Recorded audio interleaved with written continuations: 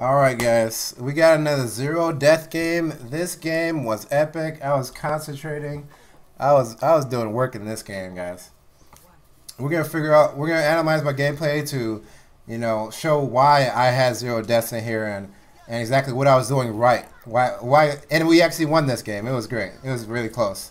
So I get elevated immediately. Immediately I get elevated and I try to find a position that's someone within the line of sight of many people as possible, because I want to be healing the most damage as possible, so I can build my ult. Right? The game just started. I'm already at 55% ult because I've been healing my team, and I'm just staying up here. Like, this is elevation right here. This is a really great spot. Lucio should be using that spot. I can just constantly put down damage from that spot. I can get into position here, and I'm trying to heal my team. Like, that Tourbillon was doing work. Like, this Tourbillon is going ham. So he almost kills me, but I kind of just use my movement to get away from him here. Just kind of jump over his head, and I'm still staying back. I'm staying safe. I'm staying back, and because I'm staying safe, I'm available to heal my team. I'm alive. Not only am I alive, but I'm not wasting my cooldowns on trying to speed out of a dangerous situation or anything like that. My cooldowns are available for me to use to amp up my heal, which is 120 healing over 3 seconds. 40 heals every 1 second. So I'm staying back here, and I'm trying to get elevated. I'm trying to stay elevated as much as possible. I'm always trying to find somewhere to be high up. And I see my Pharah ulting, which means I can predict that she's gonna take a lot of damage. When Pharah ults, she's standing still in the air, and it's easy to figure out where she is, so she takes a lot of damage. So amping up my heal there is, it's very appropriate. It's very good because I know she's going to take a lot of damage, and she did take a lot of damage, and I amped up my heal there to keep her alive, and now she's continuing to be in the fight. There we go. And notice how I can just see just everything, like the entire battlefield from an elevated position. Like, if I was down on the ground with them, my field of view would be so much more narrow. But because I am elevated, I just have a wider field of view, and I can keep track of my surroundings. I can keep track of my team, keep track of the enemy team much better than if I was just, on the ground with the rest of my team. I'm perfectly doing my job. I'm healing up there as well. It's not like I need to be right next to someone to heal. All I need to do is they need to be within 30 meters, which is long enough to where generally most of the time is line of sight. Though your heal isn't necessarily line of sight. It's 30 meters. And now I'm just getting high, and I see Bastion, I see a Widow, so I back off, retreat, so I can take some cover. Right? So how you stop yourself from dying to people like a Bastion, Widow, Hanzo is to present yourself as a target as little as possible. So you just make it so they don't see you. Basically, if they don't see you, they can't do damage to you. Right? So you do that with elevation. You do that with not going down the high traffic areas, trying to find the low traffic areas, places where people aren't going, like those buildings, the top of those buildings. Not a lot of people have an easy access to those buildings. So me going there is going to put me in a much more safer position because not a lot of people go there. Not a lot of the enemy team is going to be looking in that direction. So that makes me a little bit safer than if I was going down if I was moving right next to the payload on the main road. That's a high traffic area. So I want to stay on the outskirts, right? I want to stay close enough to my team to where I'm in line of sight, but also far enough away to where I'm not the main target that the enemy wants to shoot at, right? Or I'm not even a target that even necessarily presents itself. I'm just back. Right, and I'm healing my team here, and I'm getting my ult really fast. And especially with Roadhog, who has 600 health, I can get my ult really fast while healing him, and get my ult consistently as well. And I see Bastion, and I break line of sight immediately.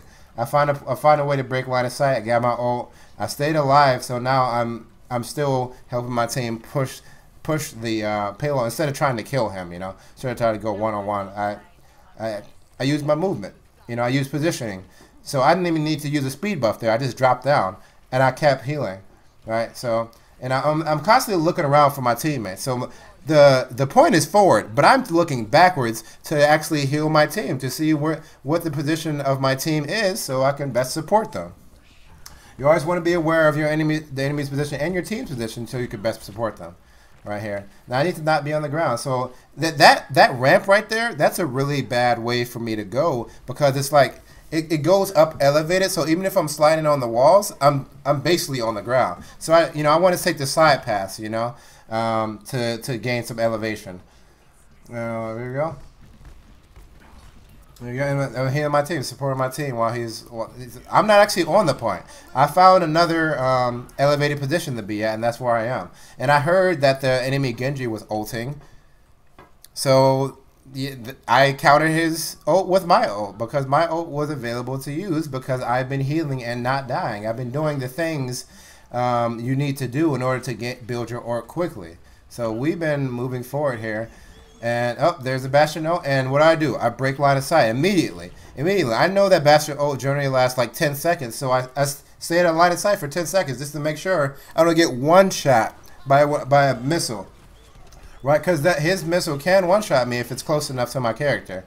So I stay back and I live, and that makes it so I'm actually available to continue to support my team. I can go out this door. There's a Widow and a Diva that need my help, and I'm there to help them.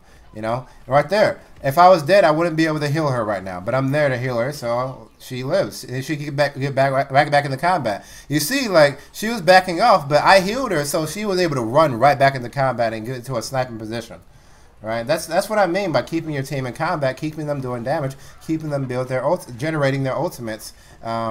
You need to not die. You need to not die. Like, if you're just dying all over the place, you wouldn't be able to do half of what I'm doing here. And I'm paying attention to my surroundings very well, because I'm placing very little priority on doing damage. I'm in the thick of things, so I want to put my attention on living, on being aware of my surroundings. Who's around me? Is there any flankers? Who's on the enemy team that I have to worry about? Right? And then again, I use my ears. I hear that Bastion ult, and I back off for 10 seconds, and find someone else to heal outside the line of sight of the enemy. And I was able to. I had quick enough reflexes to back off of there. I should be higher than where I am now, but I'm safe enough clearly, because I didn't die in this game. All right, so there's a critical.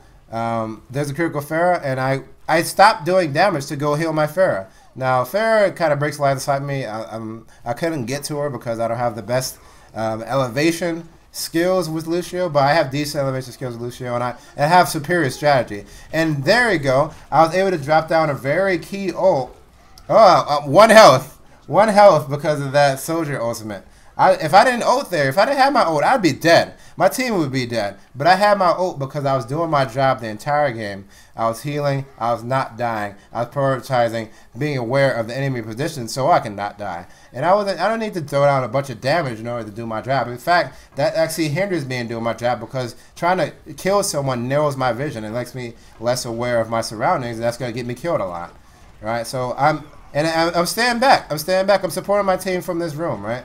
I don't need to run out, and especially since I heard the Bastion ult again, I wasn't gonna run out and just suicide just to try to help one person. I stayed back so I can help everyone. This is a team game. It isn't about just one person. I'm able to actually be a taxi for my team. That everyone's dead. What do? Go bring them back to the fight. Go speed them up. You still have stuff to do. There's always something to do. You don't need to die because you don't think there's anything to do. There's a lot of stuff to do, and I wouldn't have been able to do that. Wouldn't have been able to speed my team that if I was dead for 10 seconds plus however long. They could have spawned before me, before I respawned, and I wouldn't have been able to speed my team up there, but I was able to speed my team up there and get them back in the battle faster, which means we're able to actually contest this at overtime. As I told you, this was a really close game, so I'm on the point. I'm not just on the ground. I'm bouncing around. I'm on top of this thing. I'm using this thing as cover. If I gotta be here, I'm gonna be here right. I'm gonna be running around. I'm gonna be backing off when I need to, because I don't need to be on the point every given second, right? I can back off and then go in when I absolutely need to. So I see the points going down, and I get back on it. And then I jump off of it. I get back off. All right, and I'm trying to get my ult here, and I have my ult, and overtime ult. This was clutch. This is what caused us to win the game here. because I was playing well. I was not dying. I was healing my team. And I was doing a little bit of damage, but that wasn't a huge factor. And I was able to get my ult on a clutch moment on overtime. Like, I had really great play on this. This is how you want to play it. And I was even able to hunt him down here. And boom! We turned that around. 0 deaths. 0 deaths. That's what I'm talking about. I will support. That's how you support. That is how you support. That's how you do it. That's what. Oh, boss. Oh, boss. That game was amazing. I just want to drop the mic, you know. So, Now we're just gonna wait for some of my stats here. So I got 27% of team damage taken. That's not that good, but you know I got a card for it. I'll try to aim for like 30, 35, 40, something along that range. But it's hard to, especially in these hard games. 0 deaths, 15 sound berries provided, 7 eliminations. I even got a lot of eliminations, even though I wasn't focused on damage because I was alive to do damage.